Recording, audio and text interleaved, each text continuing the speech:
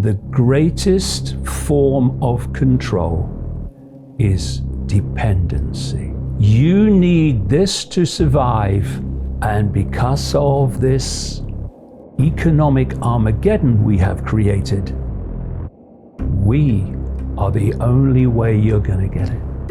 And you know, to get it, you do exactly what we say. Everything is a frequency. My voice now is a frequency. Mendacity, lies, deceit is a frequency.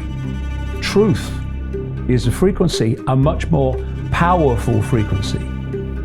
We are in the situation we are now because of mass human perception. Part of that perception is there is a dangerous virus, so I must stay indoors because the authorities are looking after my interests and they've told me that I have to, and if I go out I might catch this deadly virus and oh my God, we're all going to die. If you concede to stupid, you become bloody stupid. You can't produce a vaccine for something you've not isolated. But if it's a scam to put what's in that vaccine into every man, woman, and child on the planet, then you don't need to develop a vaccine for a virus, because that's not the idea of the vaccine. The idea of the vaccine is to get into people what has been planned to be in there all along. The synthetic human they are planning in the next stage is designed to have no means of procreation. We are love, that's what we are. Everything else is what we are programmed to perceive that we are, and that's the enslavement. We need people to stand up, look the dragon in the eye, and wait for the dragon to blink, because it will.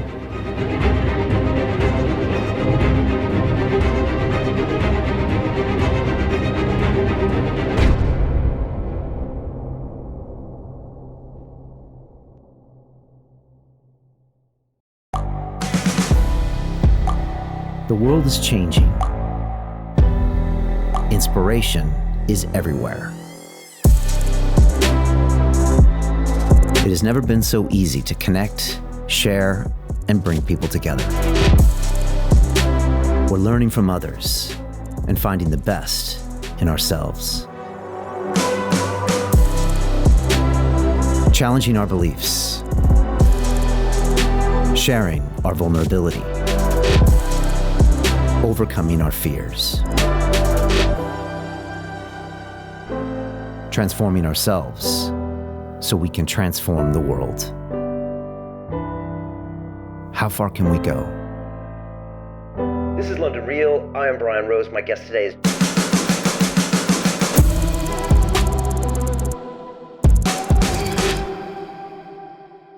This is London Real. I am Brian Rose. My guest today is David Icke, the English writer, broadcaster, and public speaker known since the 1990s as a professional conspiracy researcher, calling yourself a full-time investigator into who and what is really controlling the world. You are the author of over 21 books and have lectured in over 25 countries, speaking live for up to 10 hours to huge audiences, filling stadiums like Wembley Arena. You are here for the third time this year to talk about the COVID-19 pandemic and global lockdown, the looming economic recession, dangerous technology rollouts, potential mandatory vaccinations, and the violation of our basic human right to freedom of speech. David, welcome back to London Real. Thank you, Brian. First of all, I want to announce that we are streaming now on our new Digital Freedom platform, which is a censorship-free, independent broadcasting system that is of the people, by the people, for the people, and available exclusively through our website at londonreal.tv. Can everyone watching please share this link now via the sidebar to any and all of your social media channels? Let me repeat that. Can everyone watching please share this link now via the sidebar to any and all of your social media channels? This is important. Simply ask your friends and family to give us 15 minutes, and then they can decide. David, I pledge to you and everyone watching us that none of this conversation will be edited, censored, removed, or banned, and that anyone in the world can watch the full version of this episode free at londonreal.tv/live, thanks to the generous donations of over 25,000 people around the world, also known as the London Real Army. For anyone wanting to become a founding member of this digital freedom platform, you can visit londonreal.tv/freedom to donate and fight with us on the front lines to protect our human rights. Here at London Real, we've been a platform for free speech since 2011. And David, I'm excited to have you here today. I want to bring everyone up to speed on recent events, so I'm going to start there. 46 days ago, on March 18th, we broadcast Rose Icke 1, which was our first conversation of 2020, where I asked you to make sense of the early days of the coronavirus pandemic and global market crash, as the UK was not yet out of total lockdown. In this conversation, you spoke about your concept of problem, reaction, solution, you questioned the motives of the World Health Organization, and you warned of the looming Hunger Games society. This episode immediately went viral and was watched over 10 million times from people all around the world keen to learn a different narrative than that of the mainstream media and governments. Then, 27 days ago, on April 6th, we broadcast our second conversation of 2020, Rose Icke 2, via YouTube, that became the second biggest live stream in the world that day, only behind that of the President of the United States, Donald Trump. With 65,000 concurrent viewers and nearly 4 times the previous live stream, we expected this episode to reach 40 million views, making it the largest video podcast in human history. 30 minutes later, that live stream episode was deleted and banned on YouTube with no explanation and no communication. In that episode, you spoke of the COVID-19 misdiagnosis and the misclassification of deaths, further dangerous technology rollouts, the vaccine agenda, economic totalitarianism, and the weaponizing of fear. The next day, a BBC article broke the news, and our representatives at YouTube accused you of being a COVID-19 denier and subsequently deleted and banned an additional 10 of your videos and my personal vlogs from our YouTube channel. Instagram, Facebook, and Dropbox followed suit by deleting and banning more of our videos, and then London Real was completely deplatformed from LinkedIn and Vimeo without explanation. But we fought back and continued to host both episodes, Rose Icke 1 and Rose Icke 2, on our website to millions and millions of viewers, and we still do today, while also suffering very sophisticated malicious attacks on our technology platform. Next, the UK regulator Ofcom, who is also in charge of issuing 5G licenses in this country, censored the broadcast of Rose Icke 1 on London Live, which is a television channel we have provided content to for many years. Ofcom said, and I quote, "It risked causing significant harm to viewers." At this point, I had had enough, and I believe in the fundamental right to freedom of speech. So I decided we could no longer rely on any third party for broadcasting, and 11 days ago, we began crowdfunding to create the Digital Freedom Platform, which has now raised over $1 million worldwide from over 25,000 people fighting for the right to free speech and freedom of the press. It's been an incredible vote of confidence in what we're doing. Then, 2 days ago on May 1st, you were completely deplatformed from Facebook for publishing, quote, health misinformation that could cause physical harm, unquote. You responded by saying, the funny thing about fascism is that it's so predictable. Yesterday, on May 2nd, you were completely deplatformed from YouTube because, quote, YouTube has clear policies prohibiting any content that disputes the existence and transmission of COVID-19 as described by the WHO and NHS. Your channel had more than 900,000 subscribers at the time it was removed. Which brings us to today, May 3rd, Rose Icke 3, which is being live streamed now to over 1 million people on our new Digital Freedom Platform. Again, to everyone watching, please take a few seconds right now and share this link via the sidebar to any and all of your social media channels. Simply ask your friends and family, give us 15 minutes, then they can decide. David, I'll be honest, these past 3 weeks have been some of the most challenging in my entire life. My reputation has been questioned, my business is under threat, and my human rights are being taken away from me every single day. But it's also been the most empowering time of my life. I got millions of people from around the world rising up and voicing their support. And as a result, I've never been so steadfast in my convictions for the basic fundamental right of freedom of speech and freedom of the press. And that's why we are here broadcasting today. David, I want to thank you for 30 years of tireless work and for your own conviction to fight on. And now I've got one question for you. Where do we begin? Well, welcome to my world, Brian. And before I say anything, I think what you and your team have done is absolutely magnificent, because the cutting edge, as I know from 30 years of trying to be there, is a very lonely place, and it's the point of the arrow, so there's not many people there. And to do that to be there, you have to, first of all, have a constantly open mind to information, but you have to have a backbone that won't vibrate. One that says, I'm going to stand up for what I believe to be right. And no matter what is thrown at me, I will go on standing up for what I believe to be right. Because I'm not going to stand here, sit here, and start going off defending myself. Oh, don't say that about me. How you could say that about me? I couldn't care less what you say about me. Boom, boom, boom. And let them worry about me. And 30 years of my life has been kind of leading to this moment, certainly leading to this time. And I said to you in the last interview, and some people might have thought it was a bit of bravado, I said, I'm more powerful than them, and they know it. And within minutes of the interview ending, they were proving me right. Here they are, this cult that I will explain, that control the mainstream media. My God, has that been any more obvious than in the last few weeks? They control Silicon Valley, they own Silicon Valley. They own the corporations, they own the banking system. And yet, one interview with one guy, and this all-powerful, we're in control, omnipotent, all-powerful force is running around like someone shouting, fire! Gotta take him off this, take him off that, take him off this, take him off the other. And what are they saying, Brian? They're saying, you're more powerful, one man, than we are. And so we have to stop what you're saying getting to people, because we know the consequences for us of that happening.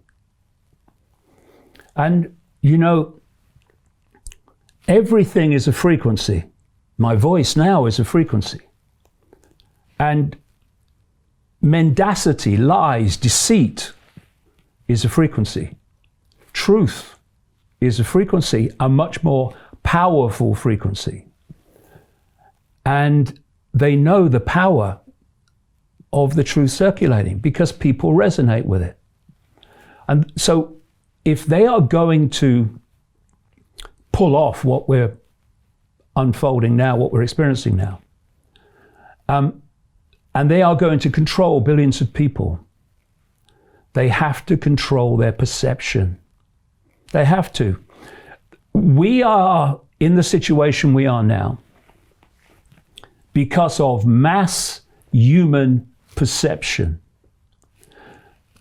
Part of that perception is there is a dangerous virus, so I must stay indoors because the authorities are looking after my interests and they've told me that I have to, and if I go out I might catch this deadly virus and oh my God, we're all going to die.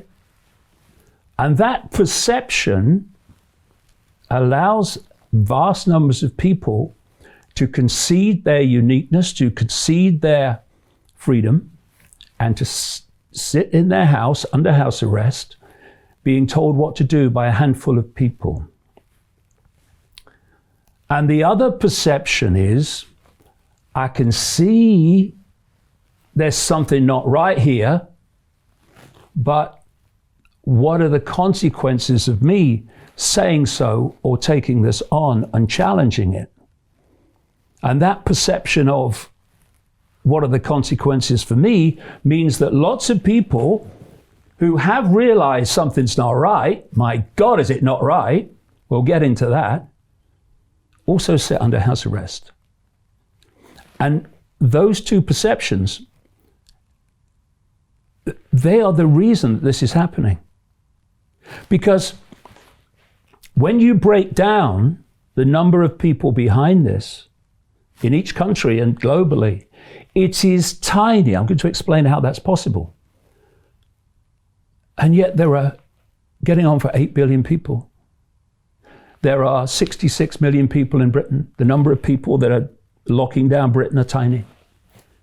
It's perception and fear of consequences that are making this all possible and are destroying the independent livelihoods of billions of people. And the greatest form of control is dependency. You need this to survive, and because of this economic Armageddon we have created, we are the only way you're going to get it. And you know, to get it, you do exactly what we say. And that's the dynamic that we have shifted into in a matter of weeks. We need to come out of denial and realize that we are now living in a global version of Nazi Germany. No, they don't have the jackboots. No, they don't have a silly mustache. But the structure is the same. A tiny few people dictating to everyone else. And we will have a lot of people watching here, Brian, who will be new to this. And I'm kind of pretty much in a position now to go through a sequence of events and background manipulation that will explain in very simple terms how a tiny few people have pulled off a fake pandemic with no virus and convinced vast numbers of people that there is a virus and they are in danger. Because and giving up their freedom is essential to their survival. And most people have a hard time to even conceive that there might not be a virus because they see the pictures of New York City. They see the pictures of the ICU. They see the numbers on the newspaper. They see the president talking about it. So most people would say, David, there's obviously something happening. Oh, there's something happening, and there are people dying. But the shocking, he said, what? Can all be explained, and I will today, in very simple terms. But just some quick background for people new to this, because there's some background that is essential to understanding how this was pulled off. First of all, for much of the last 30 years, in my books, I have been pointing out that there is I call it the cult. There is a global network that works through secret societies and literally satanic groups that has a structure in place, which I'm going to describe. It's so simple. It has to be, or it wouldn't work. To dictate from a central point down into even local communities. The first thing to get across, and as I explain this, current events are going to become very crystal clear in terms of why they're happening, is where does this cult want to take human society? This is not something that's happened in weeks. This goes back a very, very long period of time. This is why people like Aldous Huxley in Brave New World and George Orwell in 1984 were able to predict current events, because this has been in the planning for a very, very long time. And if you can access that inner sanctum, if you like, where this plan is being projected from, you can predict the future real simple. Because if the plan for the transformation and the direction of human society is not challenged, if there's not an intervention by people to stop it, then it will happen. And so by predicting what the plan is, you're predicting the future, because the plan is going to play out unless we intervene. And it is playing out, and current events are a massive advancement of it playing out. So where do they want to take the world? I've been describing this for a long, long time as what I call the Hunger Games Society, obviously named after the movie trilogy. And the reason I use that phrase is because where they want to take the world, and I will emphasize again, this is not me speaking now since the lockdown and the pandemic hoax. This is me speaking decades ago, writing decades ago, that this was the plan. And the Hunger Games Society is designed, if you think of a pyramid, to have a tiny few at the top. We call them the 1% today.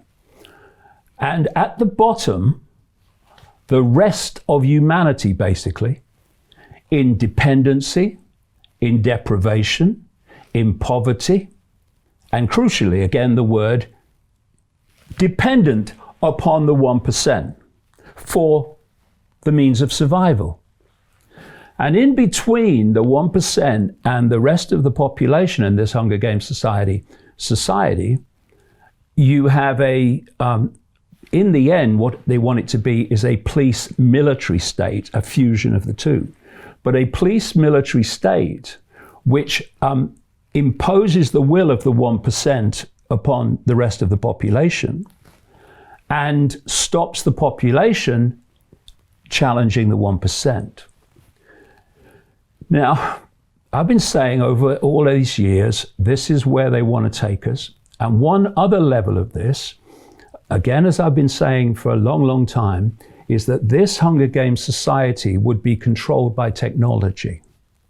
So we're talking about a fascist, communist, global society with an addition, that it is controlled by technology, which makes it what people call a technocracy, which is defined as a society not controlled by elected politicians. They want rid of all that, but by technocrats, by bureaucrats, by scientists, by medical bureaucrats and technocrats, by engineers and scientists, etc.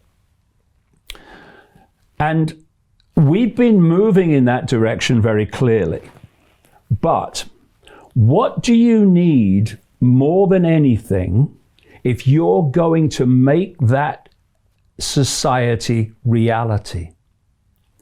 You have to destroy the independent livelihood of vast numbers of the population.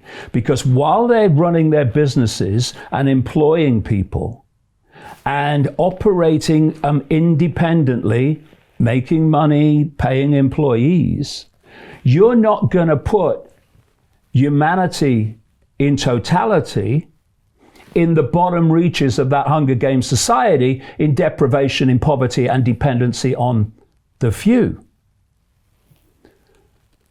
And this fake pandemic, which I'm going to explain, has been employed for many reasons, but profoundly right in there is to have a lockdown of business, particularly small business, which almost in vast numbers will not survive. The big people can. To have a lockdown long enough to destroy the independent livelihood of vast numbers of the human population. And at the end of our first interview, Brian, you said to me, well, where does it go from here? And I said, what they're going to do is they're going to keep this going until they reach the point where they think we've now reached a situation where we've transformed human society. We have destroyed the independent livelihood of enormous numbers of people, and it's irreversible. And that's what they're holding on to. And what you're going to see is some of it rolled back, as little as they can get away with. And then they're planning new waves of the virus, which we're going to get into, and then they will bring lockdown back. And the other part of this is they want the whole human population vaccinated, and we'll get into that later, and the almost indescribable extremes of psychopath that we have in Bill Gates. So that's where they want to take society. Okay. Let me ask you a quick question. Yeah. Why would someone who was a member of the 1%, who, take, for example, Gates, with hundreds of billions of dollars, and say the 1% is wealthy, they have real estate, they have jets, why would they want more? Well, because I think this is something we should get into later, because I can explain this. But this is not about money, you see. This is about control. This is about a complete takeover, not just of humans in the physical sense, if you like. It's to take over their minds and their perceptions directly in the end through connecting their brains, human brains, to AI, which they're already talking about, and they're already giving us a time scale of 2030. And all this is going on now. They're all stepping stones to that. And why do they want to do that? Why? Well, that is a big picture, which would be better, I think, a little bit later on, when I can get into all that. Who are these people and why are they doing it? Because it goes very, very deep. And they are hijacking human society. They're hijacking the human race. And later in the chat, we should get into that, because it's apparently far out, but less and less far out, as what we thought was far out in terms of this would never happen is now happening. But the point about, we talked about where they want to go. So how do they take us there? And what's the structure that allows them to pull off something like this global fake pandemic, as I would call it? If you think of a transnational corporation, the structure is basically the same, except that instead of subsidiaries in different countries, it's secret society networks and family bloodline networks. So you have a central point, say the headquarters of this cult, and it operates in the shadows.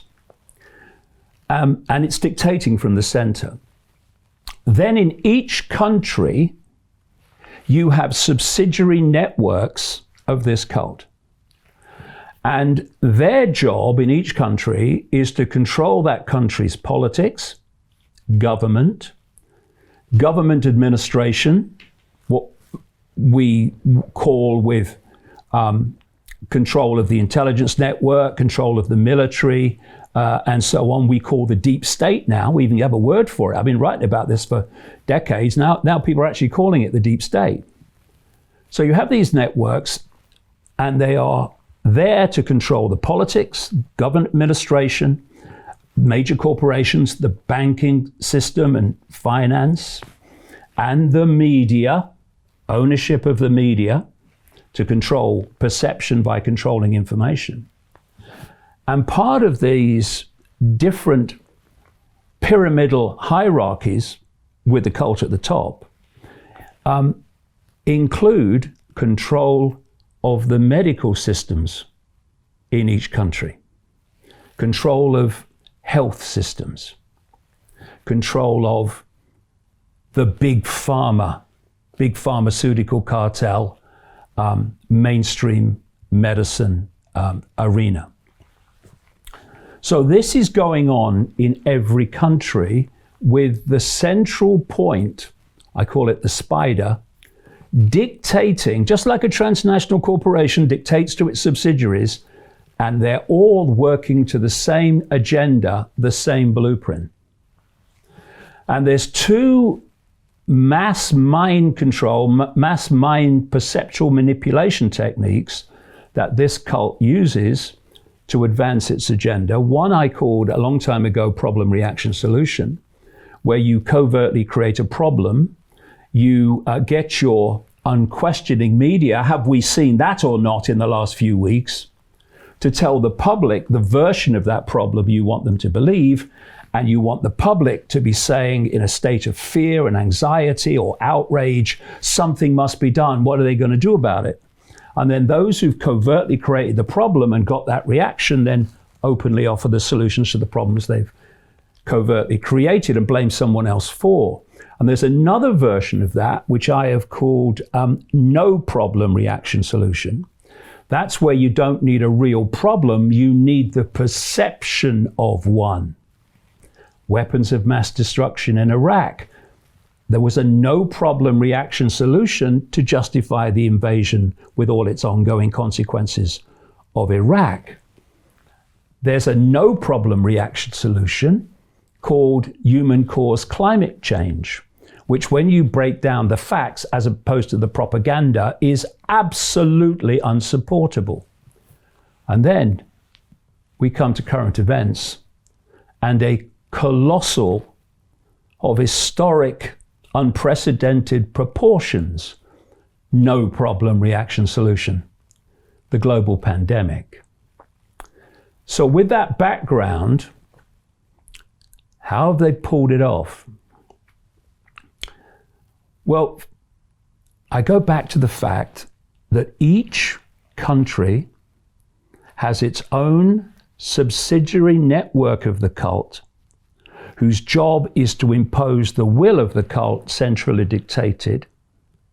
And therefore, these different subsidiaries can work as one unit when to the public, they're different countries, there are borders, there are different races and political systems. Actually, at the cult level, there are no borders. This is vital to understand. Something else I've been saying for decades before this started is the blueprint for the global Orwellian fascist society, the Technocracy, is China. I said what they are doing and what they've done, this has been in my books for years, they have had a fierce, vicious dictatorship in China for a long period. This means, unlike in the West, where until now, no longer, they've had to pay lip service to freedom and democracy and all that stuff. In China, what we want, we're bloody doing. And so they've been able, through simple imposition, to create and incubate the very society that this cult wants globally. And China is a technocracy. It's run by technology and by technocrats to the point where there are millions of face recognition cameras in Chinese cities, and as documentaries have shown, they could find almost anyone in minutes through this real-time face recognition system. It is, in China, what they want the world to be. Now here's a question. What has the West become since this pandemic was launched? It has become increasingly China. That has been the plan all along. And where did this pandemic start? China. So let's start there.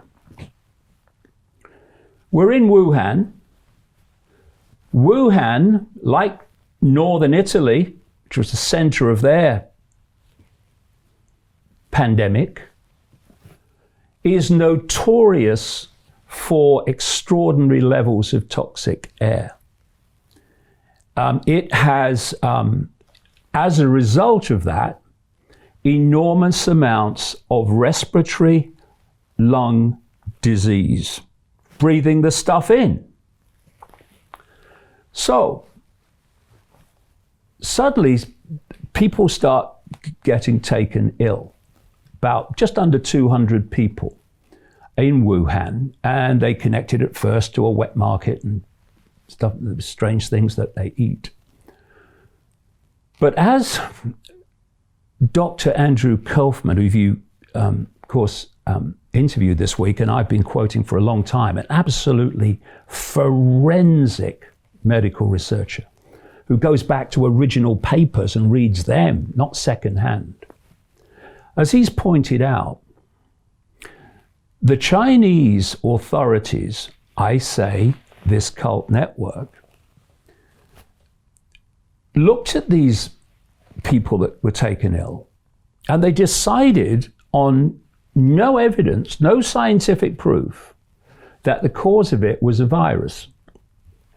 And what they did was take fluid from the lungs, I think it was about 7 people, and they looked at what they could find in it. And they found a genetic code, what they call an RNA genetic code, not a virus. As Kaufman points out, at no point has this genetic material been what they call purified to get rid of all the other material in the code and leave just the virus, which they say is causing this illness that they're claiming. And they could do it through a filtration process. They did not do it. And the point about this genetic material is it's found in vast numbers of people. And so when they started testing for it, and this PCR test that they're testing for COVID-19 all over the world now, as doctors and scientists have pointed out, those with the guts to come out, they ain't testing for COVID-19. They're testing for this genetic material that's found in loads of bodies, people's bodies. That's why so many are testing positive. They're not testing positive for a virus. So what happened in China, stage 1, is first of all, they started diagnosing this new virus they have not purified and shown to exist through symptoms. They would really struggle in Wuhan to find respiratory symptoms, wouldn't they? Just like everywhere. So they start saying that these respiratory illnesses that you find all the time in Wuhan were now this new virus. No proof. And so the numbers started getting up. And then they introduced this test, which is not testing for a virus, it's testing for genetic material that loads of people have in their body as a matter of course. Therefore, they're testing positive. And if you remember, there was this massive hype. They built hospitals in days, to meet, oh God, what's happening? Oh, we're all dying. When you actually break down the numbers now, the number of people who appear to have died from this in China are dramatically less than we were led to believe. So now the media eventually starts hyping this up. Ooh, this could come to the West, this could come to the West. And the numbers were going up in China, oh, we're all going to die. And then it starts moving westward. And this is the key to understand. This is the key to the whole scam. The Chinese reaction to this virus was a draconian, merciless lockdown. People locked in their homes where they starved, it seems. People pulled off the street. There was this draconian lockdown. And then what happened? suddenly the figures start to fall. Just as this thing is moving into the West, or we told it is, the figures start to fall. Now, if you don't have a virus, but you are giving the impression that there's one through symptom diagnosis and a test that's absolutely useless and not testing for a virus, then you have control of the figures.